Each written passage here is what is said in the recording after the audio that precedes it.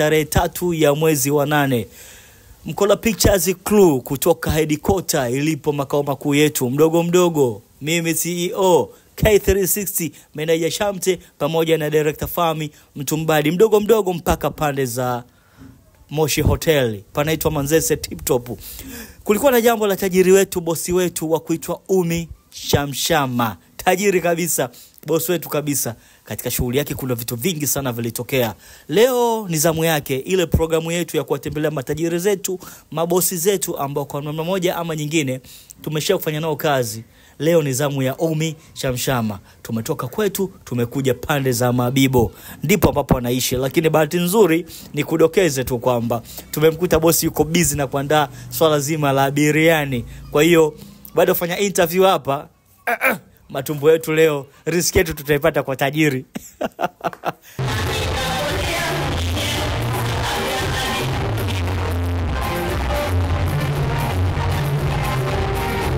Okay, tajiri. Hongera kwa shughuli nzuri ya tarehe 3 ya mwezi wa 8. Asante na shukrani. Uliweza? Asante sana. Tuanzie hapa. Nakumbuka miongoni mwa shughuli ambazo ratiba ilikuwa mapema lakini zikachelewa sana kuanza, yako ni moja hapo. Kwa nini ilichelewa kuanza? Kitu gani ambacho kilisababisha uchelewe ukumbini siku ile? Changamoto zilikuwa nyingi. Kwa sababu kwanza ilikuwa siku ya Simba Day. Ndio. Kwa hiyo watu wengi sana walikuwa mpirani. Sasa mimi nilikuwa nipo busy sana na mambo yangu. Alafu nilikuwa mimi kama mimi kila kitu ni mwenyewe. Ndio. Kwa hiyo sasa changamoto ilikopo ile kila kitu nisimamie mimi kama mimi. Sikuwa na mtu mwingine ambaye alisaidia kusimamia. Kwa mpaka dakika za mwisho nilijikuta hata nguo sikwenda kuichukua. Kwa hiyo nakuja kustuka sasa muda ambao mimi nikaangalie mapambo kumbini, niangalie kila kitu kama kipo tayari, ni saa 3:30. Ambayo mtu alikuwa anatakiwa kuja kunifanyia makeup. Simu yake haipatikani. Kumbe akapata mitihani ya msiba. Pole sana kwa huyo mtu pia. Kwa hiyo sasa baada ya kutoka pale ndo nikatoka kwa ajili ya kwenda kwa mtu mwingine kufanya makeup. Na wakati naenda kufanya makeup sehemu nyingine ndo nafuatilia sasa nguo, nikawa najua ishachukuliwa na fundi akawa patikani, yupo katika mpira. Jamani, yani hapo kungekuwa na zile tamaduni za makabila yetu ya pwani. Saji kabila gani, lakini kwa mitihani ambayo imekutokea hiyo kwamba mara sijui watu hivi, mara sijui fundi hivi, tungeenda kuchungulia upande wa pili. Mbona mitihani? Yani mlolongo ulikopo mwingi. Wewe unahisi kawaida au unahisi kuna zongo lilipigwa? Kwa mimi hata kama ndo ilikuwepo, lakini mimi kwangu mimi naona family. Kwa sababu yote maisha, kwa sababu mtu kafanya hivyo, lakini mimi mradi la kwangu limeenda. Haina noma. Tupo na Umi Shamshama, bosi wetu wa tarehe 3 ya mwezi wa 8. Jambo lilikuwa pale Manzese, maeneo ya Moshi Hotel. Tajiri aliingia kimtindo huu. Hebu twende kidogo tukamcheki Umi aliingia kwa staili gani, kwa wewe mgeni mwalikwa, kwa wewe mtu ambaye hujakuwepo katika event yake. Tukamcheki kidogo Umi aliingia kwa staili gani. Twenzetu.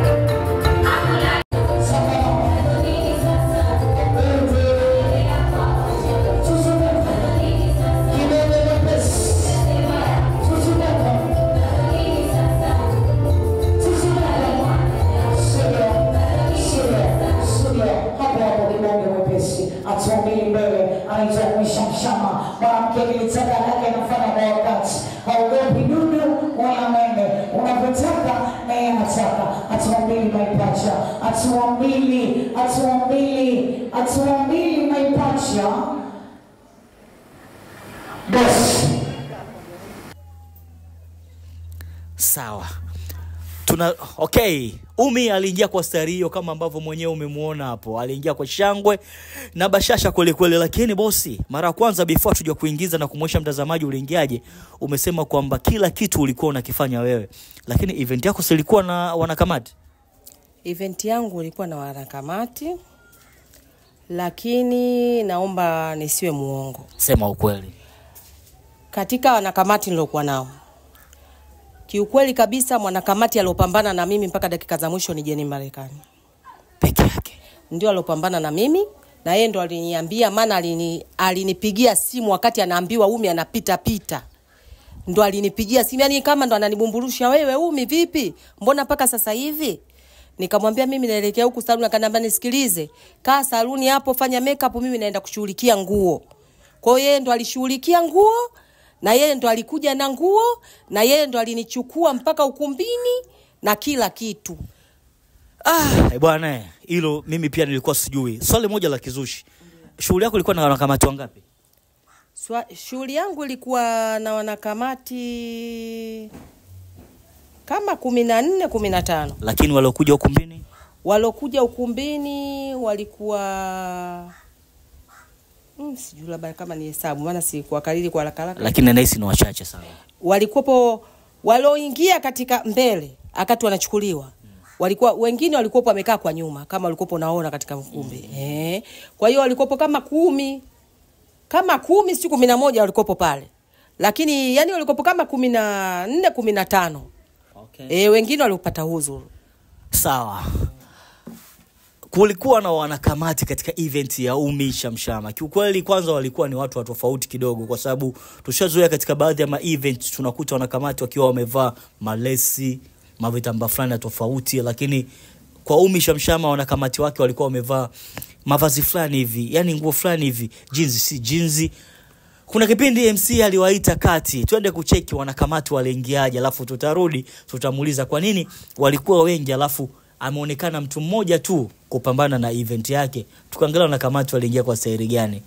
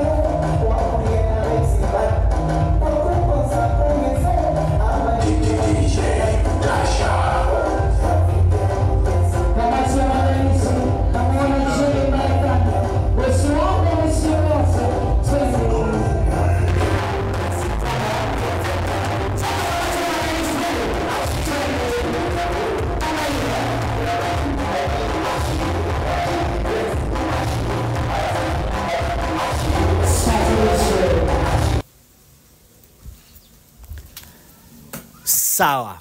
Hao ambao umetoka kuwacheki hapo ni wanakamati wa event ya tarehe 3 ya mwezi wa 8 pale Moshi Hoteli kwa bosi wetu, tajiri wetu Umi Shamshama.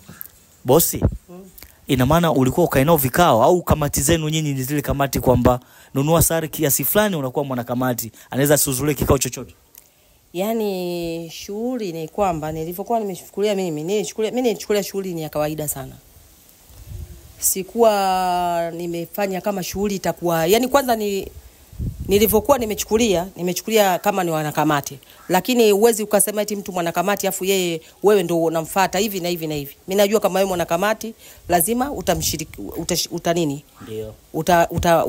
Utasogea bwana, kuna kipi, kuna kitu gani kinaendelea, tunafanyaje hivyo. Lakini sasa haikuwa hivyo, naona kila mtu akawa yupo bize. Na mbaya zaidi ile ilikopo siku ya Simba Day. Dio. Kila mtu mara kaenda kwenye mpira. Nadhani kuna mwanakamati mwingine mlimuona alikuja na jezi ndio. Yani ndio hivyo. Yani sasa uwezi ukamlaumu sana mtu kwa sababu ni kitu chenyewe kilivyoangukia, pia ilikuwa ni siku ambayo ya tofauti. Kwa hiyo sikuweza kumlaumu sana mtu. Umeona? Na mimi mwenyewe pia nikawa nishachanganyikiwa. Kwa hiyo mpaka mimi nakuja kubumbuluka, yani ni jeni tu kama Mungu kanibumburusha hivyo. Sawa. Event yako ilikuwa ni event moja nzuri, lakini niwe tu muwazi kwa sababu sisi ndio watu ambao tumefanya kazi ya picha pamoja na video. Tumekuwa natoka tunakurekodi, tumekuwa natoka tunakupiga picha. Haukuingia katika hali ya bashasha sana. Wakati unaingia ulikuwa kama una uso fulani ambao hauna tabasamu. Alikuwa ni siku yako muhimu na siku yako maalum kabisa.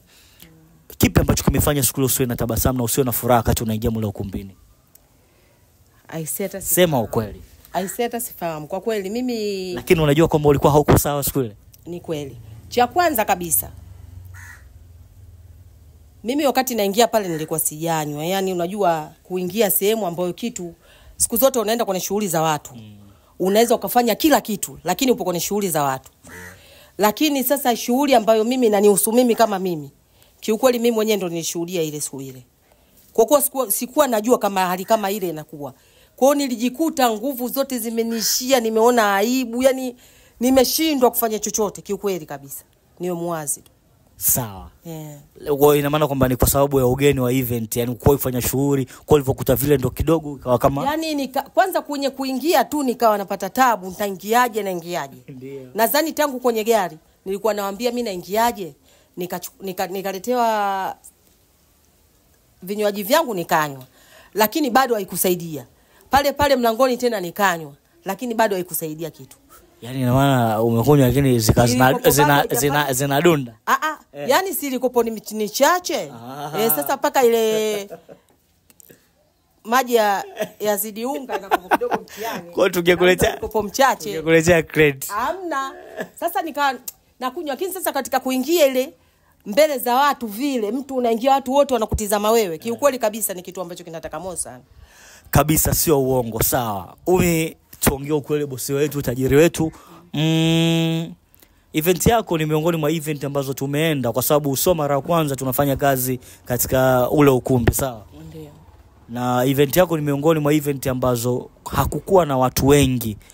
Ulilimiti watu ama watu wengi uliwaalika hawakuja, yani sare hazikununulika ama shida ilikuwa nini? Watu hawakuwa nyuma. Kutokana na jina lako, unajua ukisema Umi Chamshama ni mtu ambaye hakuna mtu ambaye hakujui for sure kwa watu ambao watu wa mjini wanajua mashuhuri. Lakini mbona kwa upande wako ilikuwa tofauti kidogo? Yani nini shida? Watu wa babai, wewe sio mwingi wa fadhila au kuna kitu gani? Yani cha kwanza ile shughuli ndio imenisababisha na mimi nimekuwa mpole sana kwenye mashughuli ya watu. Ina maana ulikuwa ni mtokaji sana. Nadhani wewe mwenyewe uko na naelewa. Sasa basi ilipofika shughuli yangu kila mtu alikopo na uzuru zake. Aliyakuwa katika mashughuli yao je kutoa huzuru hata siku moja. Ilipofika shughuli zangu watu wana uzuru zao, mwingine ana hiki, mwingine ana hiki. Ikiwa mimi tu kuna watu wengine mpaka marafiki tu mtu anakuambia hivi, Umi, nina shughuli ya rafiki yangu, sare hizi hapa na ninanunua. Lakini ilipofika kwangu mimi uzuru zilikuwa nyingi sana. Umeona? Na kingine ambacho kilisababisha pia watu pia wakawa ni wachache. Watu mimi nilisema shughuli inaanza mapema sana. Nilisema shughuli inaanza 2:00. Ndio. Kwa hiyo sasa watu walikuja mapema sana. Mwisho wa siku watu wakaanza kuondoka kwa sababu sivyo hadi nilioahidiana nao. Watu wengi walianza kuondoka. Kwa hiyo mpaka muda mimi nakuja baadhi ya watu wengi walikuwa washaondoka. Hivyo. Na kingine pia na watu ambao wengine pia kununua sare ndo kama hivyo. Kwa hiyo mimi nadhani kwangu mimi naona kama wamenifundisha jinsi ya kuishi na watu kwa sababu nahisi mimi nilikuwa sijui jinsi ya kuishi na watu. Kwa sasa hivi nishafahamu watu wanaishije. Unaishi kutokana unajifunza kutokana na makosa siku. Nacheka na anayenichekea. Ina maana kwamba ulikalili kila mtu ambaye alikuja. Watu wengi sana waliokuja ni mwakalili. Na mtu ambaye hajaja na ulimwalika na hudhuru yake hukuielewa, unanithibitisha kwamba hata awe na jambo gani hutahudhuria kwenye jambo lake. Yani kwa kweli ile shughuli ndio imenisababisha nibadilike sana. Nadhani hata watu wengine wananiona kabisa kama nipo tofauti. Kuna baadhi ya marafiki zako ulikuwa nao mara ya kwanza baada ya event hamko sawa? Wengi sana. Inaona event shughuli imekupotezea baadhi ya ndugu jamaa na marafiki? Haijanipotezea ila shughuli imenionyesha kama kuna watu sio sahihi kwangu. Kivipi? Kama hivyo shughuli, si baada ya shughuli kupita, sasa si ndio nimeshajua kama huyu mtu alikuwa sio sahihi kwangu. Na mimi nilikuwa najua huyu ni mtu sahihi kwangu kabisa. Kwa hiyo sasa endapo mtu sahihi kwangu, yupo sahihi kwangu, kwa nini kwenye jambo langu mimi asiwe karibu na mimi? Lakini kwenye jambo lake niwe karibu na yeye. Kweli. Kweli. Jamani, anaitwa Umi Shamshama. Ni tajiri wetu, amekwambia kwamba event yake imemfunza vitu vingi sana. For sure siku zote partner lako ndo utajua mtu wako ni yupi na sio mtu wako ni yupi. Kutokana na event ambayo umeifanya, ameweza kuchuja kati ya pumba upi na mchele upi, sio boss? Kabisa. Sawa. Kitu kingine, napendaga sana kuuliza matajiri zetu ambao tumefanya nao kazi. Unajua shughuli wewe umechelewa kuanza, lakini sisi tumeanza kushoot before. Sawa, haujaingia mpaka umeingia mpaka event imeisha. Kuna kitu chochote kwa ndugu jamaa na marafiki ambacho kwako kilikuwa kiko board? Yani kwanza labda masuala ya msosi, masuala ya nini? Yani kuna kitu chochote ambacho shughuli yangu ilikuwa nzuri lakini kitu fulani kimetia dosari? Kiukweli kabisa mimi kwenye shughuli yangu sikupata malalamiko hayo. Kwa kusema labda shughuli yangu sio ilikuwa nzuri, labda mtu ajala, labda mtu asijapata malalamiko. Okay, na kitu gani ambacho kilikufurahisha sana uliangalia vile video ambacho tumekuletea ukasema kwamba hapa jana ile tukio kina Mkola amelishoot, nilikuwa sijaliona labda nilikuwepo lakini hapa naliangalia kwa umaridadi, nimelipenda? Kumbuka? Hata sikumbuki sio tukio gani kwa kweli. Sawa, jamani, kwa Umi kulikuwa na matukio mengi. Ngoja kidogo nikuonyeshe. Twende tukacheki baadhi ya vitu ambavyo vilikuwepo kwa Umi Shamshama. Tukaangalie kidogo. Haikuwa shughuli ya kinyonge. Shughuli ilikuwa pambe kweli kweli. Tukacheki kidogo. Asanteni sana jamani mliokuja kwenye shughuli yangu. Nashukuru sana. Ila naomba niwafahamishe ambao mkaja kuleta mituzo yangu. Nimechoka jamani, nimechoka ahadi ambazo hazitoshi. Laya ahadi inabidi itoshe, nimechoka jamani. Naomba ambao mna mituzo yangu, ana kabogo, nimekutuza mara ya kwanza umenipa ahadi hujanipa, mara ya pili hujanipa tena, nimechoka. Naomba mituzo wangu, hali ya mchozi naomba mituzo yangu. Vipi? Hali ya mchozi naomba mituzo yangu, Maigede naomba mituzo yangu. Aisha, Alifa Simba naomba mituzo yangu. Naomba mituzo yangu na wataja wote leo. Mwendelea vizuri makini. Ambao mnajijua na mituzo yangu basi naomba mituzo yangu. Wote ambao mnajua yani hapa nitakuja kuwataja na nitakuja kuwataja wote Facebook. La mama pesa naomba mituzo yangu jamani, nimechoka. Mimi naangaika usiku na mchana naenda kwa shughuli za watu na uje asubuhi. Nimechoka jamani. Narudi asubuhi na nyumbani nimechoka na naomba mituzo. Nafanya makeup na nunua sare. Na kuja mnanifuatisha sare kibao. Nimechoka jamani, naombeni hela zangu. Na mimi ni binadamu, hata kama nimekupa shilingi 100, naomba hela yangu. Fatuma Daraja naomba hela yangu. Unayejijua umeitwa jina lako hapa na hujaleta mtuzo wangu, naomba mtuzo wangu. Mwarashi Kasa naomba hela zangu. Nimechoka jamani. Nahitaji pesa zangu mimi ya yangu ya leo. Nahitaji pesa zangu. Nadhani mnanielewa vizuri makini. Wengine ambao hapa sijawataja nitajikuta Facebook. Nahitaji pesa zangu. Alichozi nimekupigia simu mara 2 mara 3 na hujakata sare yangu. Nimekata sare yangu mpaka nikafukuzwa na vibaka. Wanataka kuniibia wigi, nataka hela yangu. Hata kama nimekupa 1000 nataka. Msijiite marahisi na wakati mimi na hela zangu. Hata kama nimewapa 1000 naomba hela zangu. Nimechoka. Na niliwaambia nitakuja kuwataja mtadhalilika. Nimechoka. Najiita marahisi na wakati ninadaiwa hela zetu za watu. Nataka hela zangu, nimechoka. Nimechoka, nataka hela zangu wote ambao wameleta mtuzo yangu. Mimi pia binadamu na leo. Na wale ambao nijua nimekula keki kwenu amjani nahitaji hela zangu. Hata kama nimetoa shilingi 100. Nataka hela zangu, nimechoka. Mimi pia binadamu nataka hela zangu mbaya mno. Asante sana.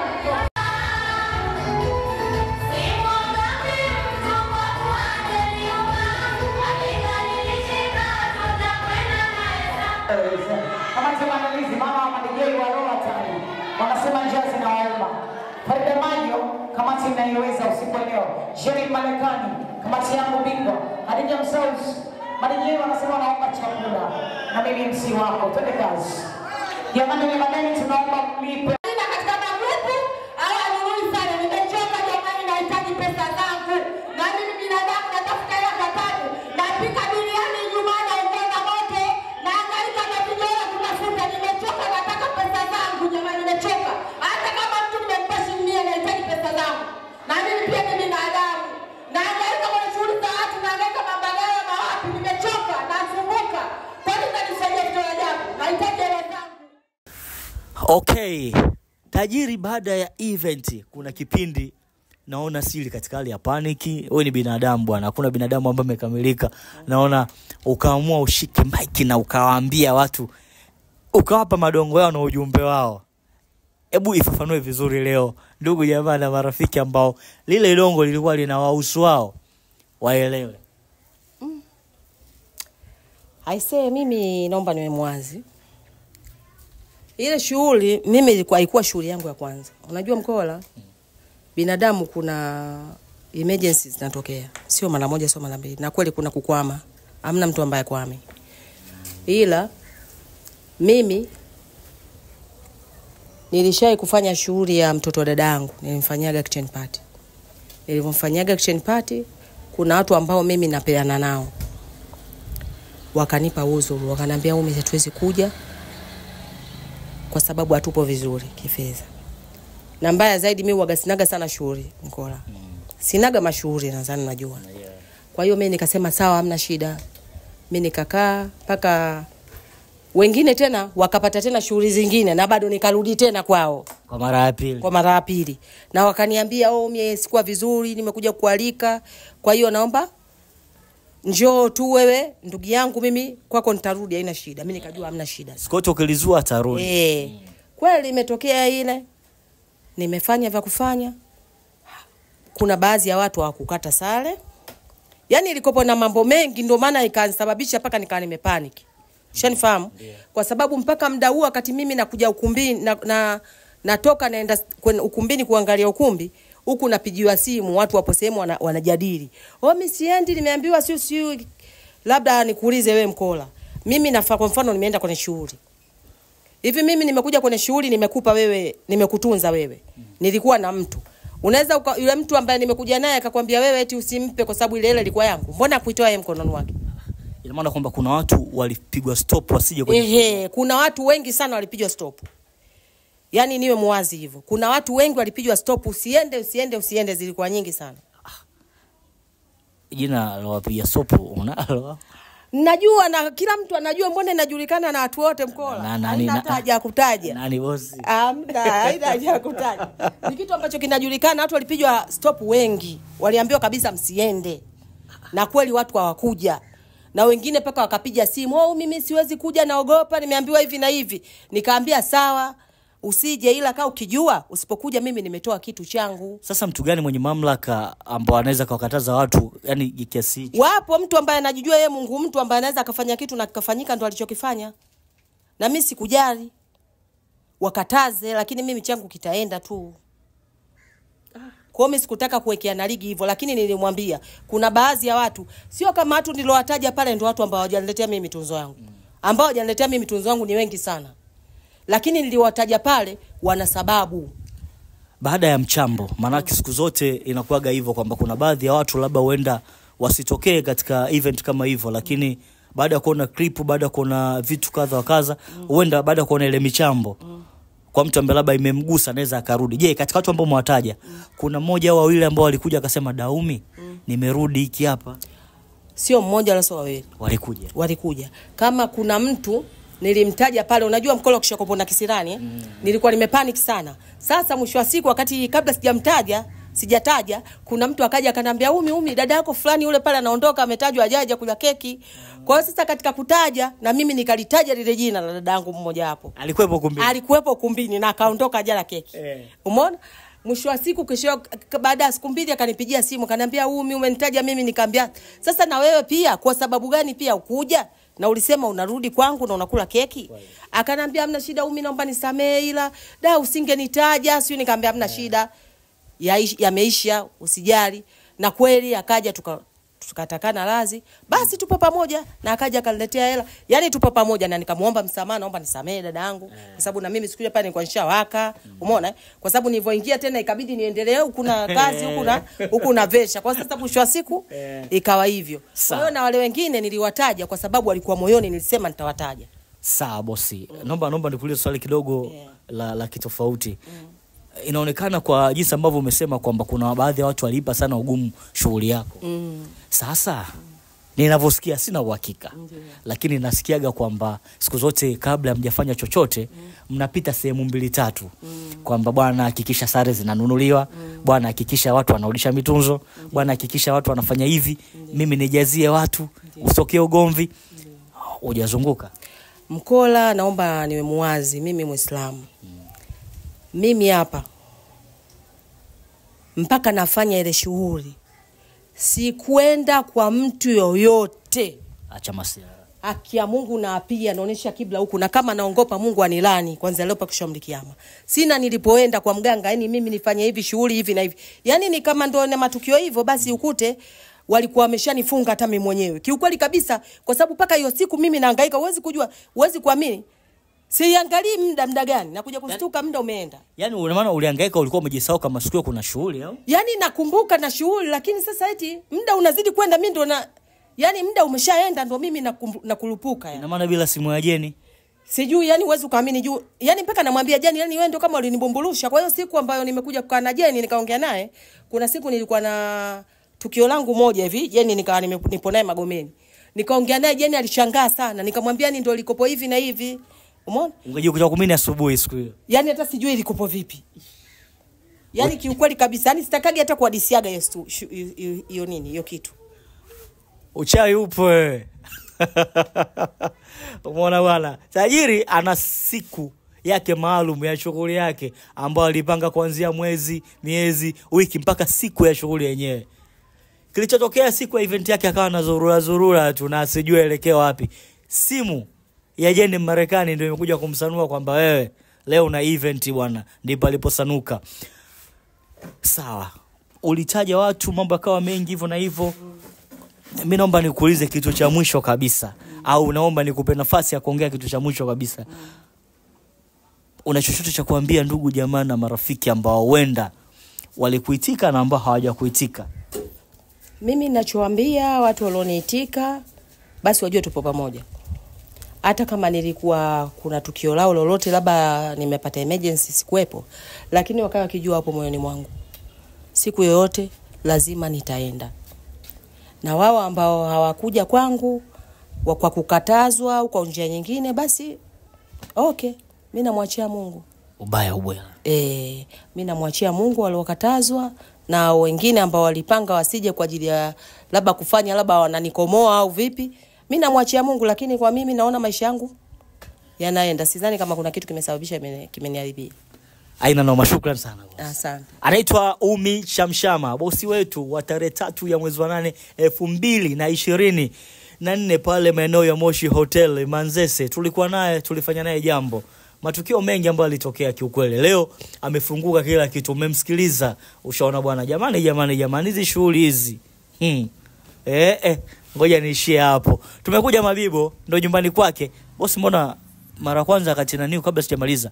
Mbona uliama kuwepo kwa mara kwanza umehamia huko? Au ndo mazonge? Say story ndefu. Mkola Mbeya. Mkola Mbeya sana. Umeama kihali. Vyuma hivyo. Story ndefu sana Mkola. Acha hayo.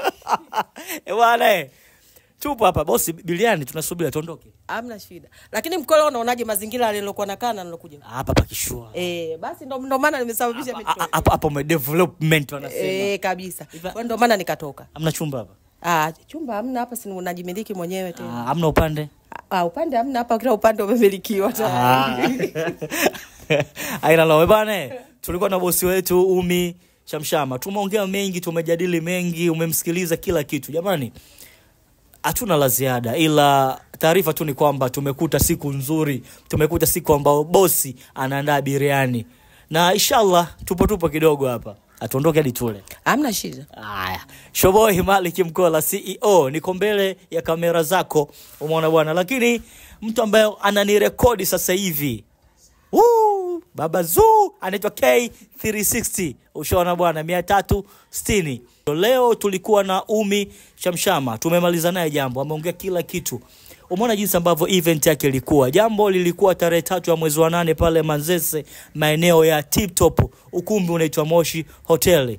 Amefunguka mengi, ameongea mengi. Kama ulikuwa ufahamu, kumbe hizi kamati za shughuli zetu hizi sometimes hivi ni kamati za kizushi, umeona? Kwa sababu amesema kwamba katika wanakamati wake wote mtu mmoja tu ndo ambaye alikuwa anampa support, na anasema kwamba katika shughuli ambayo ameifanya ile siku amepambua chuya ipi mchere upi, ushaona bwana. Si hatuna la ziada zaidi kusema kwamba asante sana, zidi kutufuatilia katika mitandao yetu ya kijamii, Instagram Mkola_pictures, Facebook Mkola Pictures, TikTok Mkola Pictures 1, WhatsApp namba 0656943545. Vile vile tuna channel yetu ya YouTube, nenda katu subscribe, utapata kujua kila kitu ambacho tunaposti na kila tajiri ambaye tunaongea naye. Ila kawaida yetu tukijaga kumtembelea bosi wetu hatumwachagi kapa, chochote kitu kikubwa hatuna, ila kidogo chetu atapata. Leo Umi Shamshama kuna zawadi yetu kidogo nataka tumkabidhi. Meneja ya kampuni amenitupia bosi. Mimi bwana mwananchi bwana. Kupita kwangu wewe sijui hata timu gani, ila utajua mwenyewe. Nimekuta kijoro hapa kina rangi ya njano cha mtandio hiki. Nikasema ngoja hebu shika kwanza kitanue. Naomba ngushia simu zako.